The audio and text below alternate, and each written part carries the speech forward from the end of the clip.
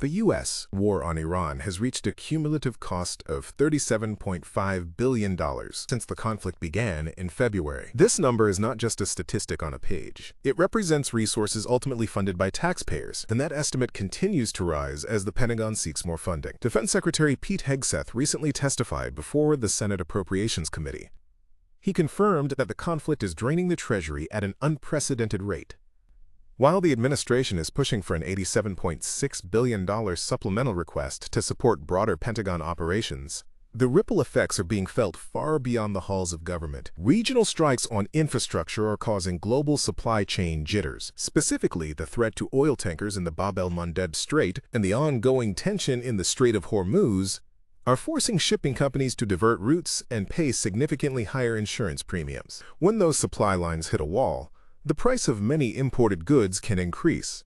From gas to groceries, the indirect cost of this conflict is being felt by every citizen. This is the breakdown of where that money is going. We are seeing massive expenditures on naval deployments, missile defense systems, and the logistics of maintaining a war machine in the Middle East.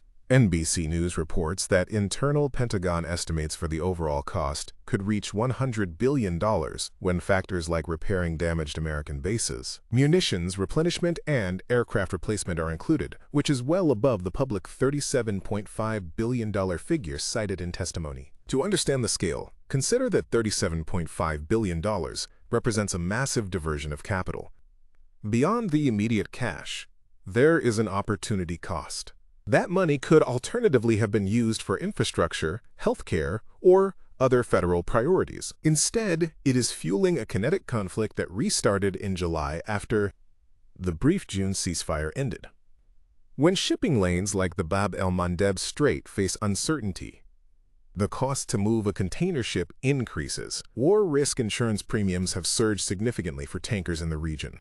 That cost is passed to the retailer and then to you at the register. It is a chain reaction that begins with a strike and ends with higher prices at your local market. Consider the logistical strain on the supply chain. When a ship is forced to sail around Africa because the Red Sea is an active theater, that journey adds weeks of travel time, weeks of extra fuel, crew costs, and supplies for the journey. By the time that ship arrives, the goods on board can arrive noticeably more expensive. This is a supply-side shock. It is an indirect economic cost that you pay every time you swipe your card. The Pentagon is already telegraphing that this is just the beginning. The $87.6 billion supplemental request is a signal that this is not a short-term operation. It is a commitment to a new status quo of high-intensity military spending. The fiscal impact of this can add to the national debt and may contribute to inflationary pressures, particularly if accompanied by persistent deficits. We are watching a historical shift in economic priorities, and the cost of this shift adds to the long-term fiscal burden facing taxpayers.